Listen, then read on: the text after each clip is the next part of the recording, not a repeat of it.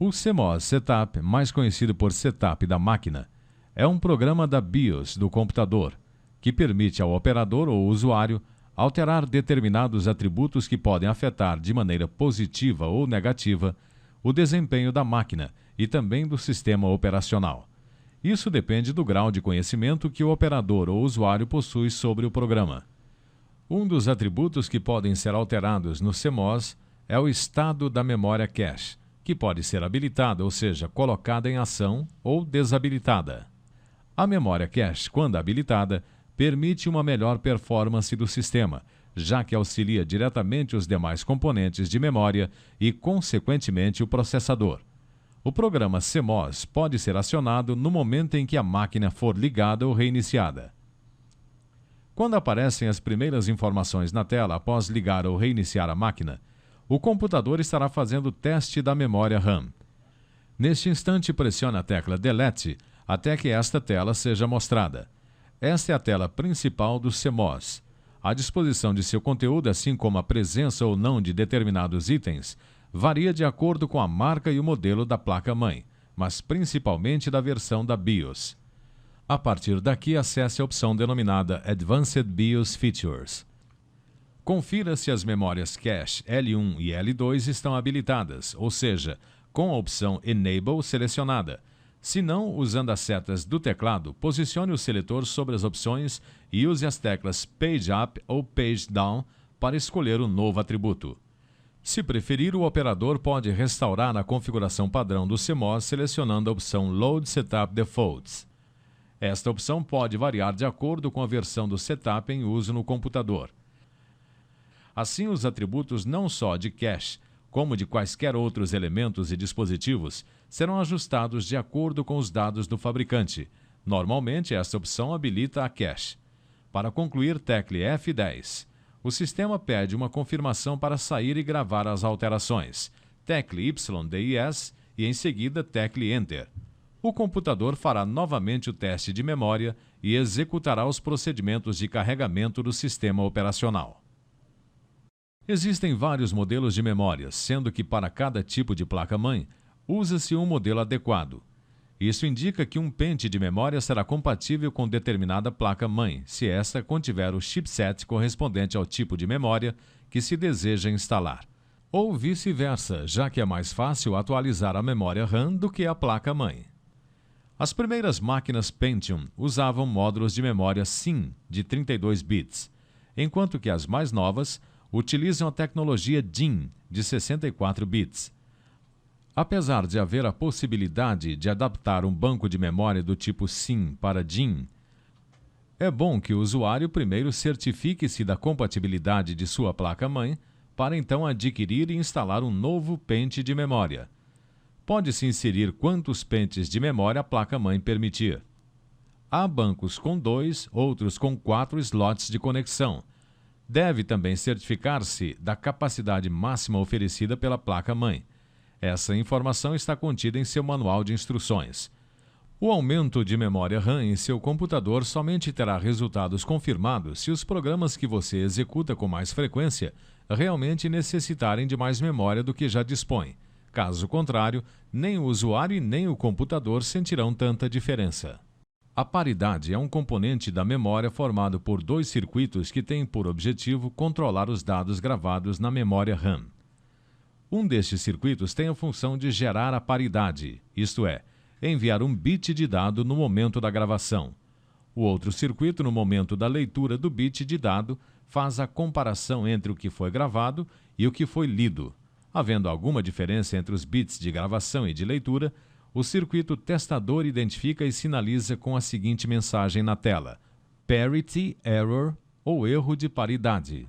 Normalmente, basta reiniciar a máquina para corrigir o problema.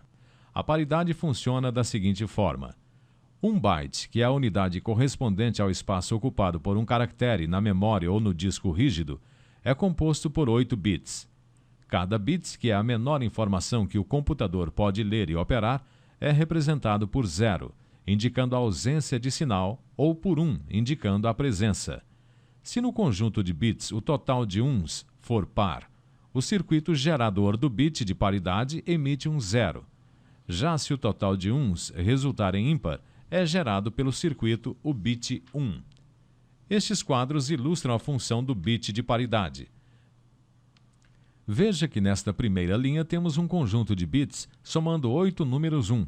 Como 8 é um número par, seu bit de paridade é 0. Veja no exemplo do segundo quadro que temos um byte com 5 bits. Portanto, seu bit de paridade será 1, já que 5 é um número ímpar. A memória do PC está dividida em 3 seções: memória convencional ou básica, memória superior ou memória alta e memória estendida. Para que possa entender melhor este assunto, considere um PC com 64 MB de memória RAM e observe como é a divisão da memória. A memória convencional ou básica é utilizada por programas com base no sistema operacional MS-DOS. Esta memória abrange a área de 0 até 640 KB.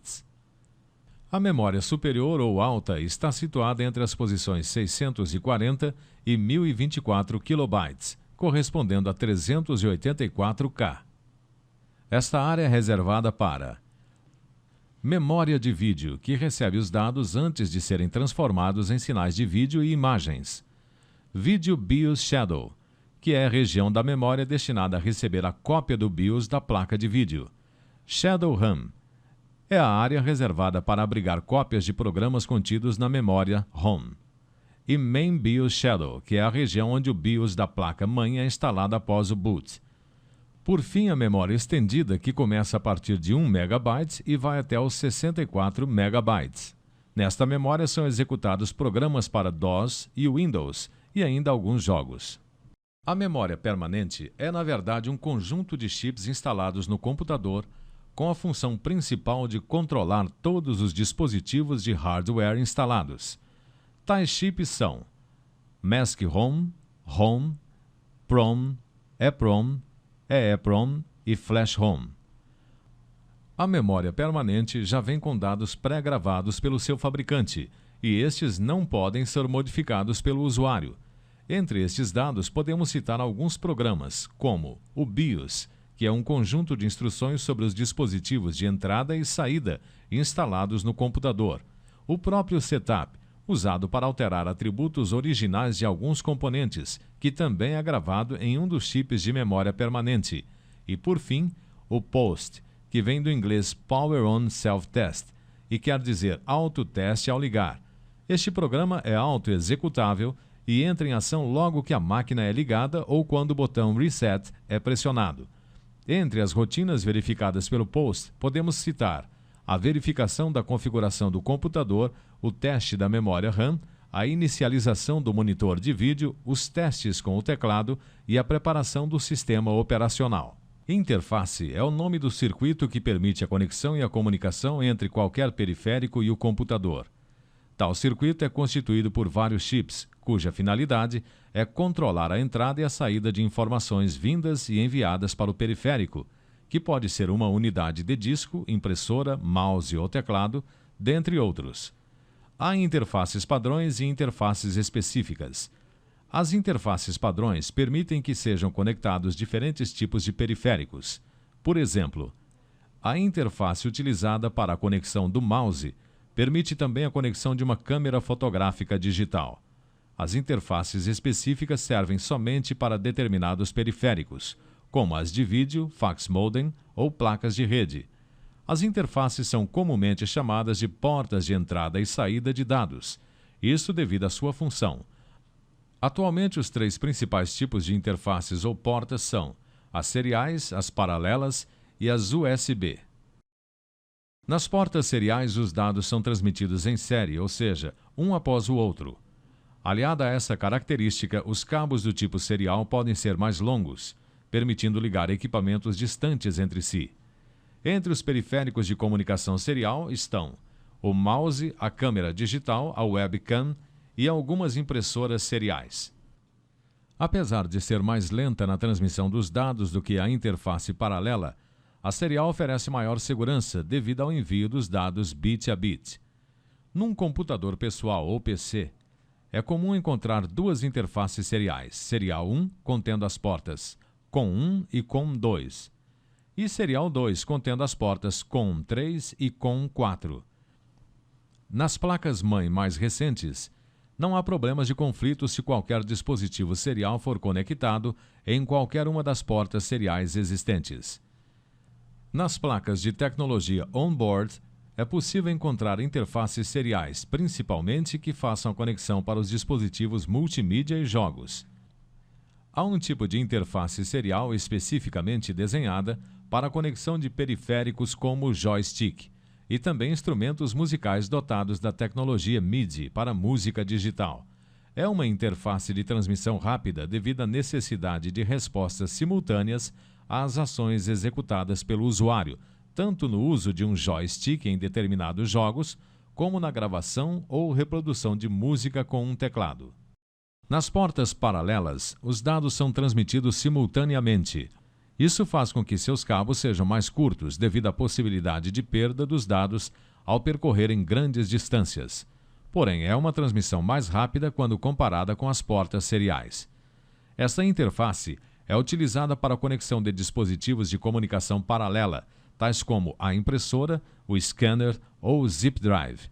Para comunicar-se com os dispositivos, a porta paralela conta com 3 padrões, dentre os quais um é de transmissão unidirecional, que é o SPP, usado entre a CPU e a impressora, e os 2 outros, EPP e SP, mais velozes, são usados quando há comunicação bidirecional, isto é, da CPU para o periférico e vice-versa, como no caso dos zip drives.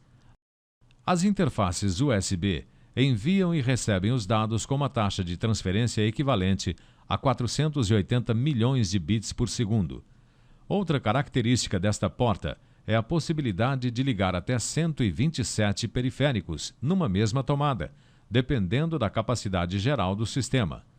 É comum encontrar periféricos que operam sob este padrão, tais como teclados, mouses e scanners. A característica Hot Plug, atribuída à interface USB, ilustra o fato do periférico poder ser conectado ou desconectado com o computador ligado. IRQ é a sigla de Interrupt Request, que em português quer dizer pedido de interrupção. É uma técnica utilizada em diversos programas, principalmente relativos ao sistema operacional, para paralisarem temporariamente a execução de uma rotina para a entrada de uma sub-rotina. No momento em que ocorre a interrupção, é efetuada uma operação chamada salvamento de contexto, que armazena numa memória específica os endereços correspondentes à rotina em andamento, para que o processador possa continuar a operação após ter executado a sub-rotina. Essa operação é chamada de restauração de contexto. Em outras palavras, as ações são freadas por um comando denominado Interrupt Request. Feita a interrupção e a consequente execução da sub-rotina, outro comando, Interrupt Service Subroutine, faz o retorno à rotina principal. Todo periférico possui em seus chips programas com seu IRQ definido. Entre as interfaces que mais utilizam IRQs, podemos citar a interface serial, a interface de disco rígido e a do teclado. Os IRQs de um PC são identificados por um número sequencial e aceitam somente determinados tipos de dispositivos, tais como os listados aqui. Quando um dispositivo tenta fazer ou faz uso de um IRQ já usado por outro periférico, há o que se chama de conflito de IRQ. Como consequência, há o travamento do periférico ou de todo o computador, bem como a impossibilidade de concluir o trabalho. Desde o surgimento das unidades de armazenamento de dados, os fabricantes viram-se obrigados a trabalhar com determinados regulamentos e regras que definiam o alinhamento e a compatibilidade entre os diferentes modelos e marcas de dispositivos, a fim de facilitar não só para os usuários, como também para a indústria de tecnologia em si. Com isso surgem os chamados padrões, que são conjuntos de regras usadas para estabelecerem maior confiabilidade ao armazenamento e transporte das informações entre as controladoras e as unidades de armazenamento. São vários os padrões já estabelecidos e utilizados, como MFM, usado nos primeiros equipamentos, RLL, ARLL, ST506, ST412, ESDI, dentre outros. Mas os mais conhecidos pelos usuários dos computadores atuais são o padrão SCSI e o IDE. A sigla SCSI vem do inglês Small Computer System Interface, que em português quer dizer Interface de Sistema para Computador de Pequeno Porte.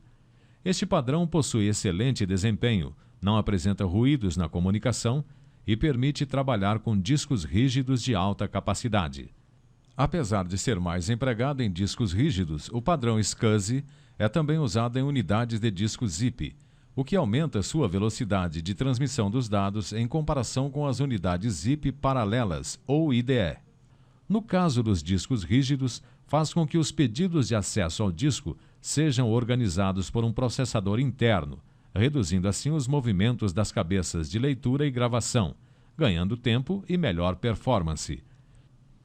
Já o padrão IDE, cuja sigla vem do inglês Integrated Device Electronics, ou dispositivos eletrônicos integrados, foi criado pela Western Digital, também com a intenção de reduzir os ruídos originados pelos cabos flat antigamente usados.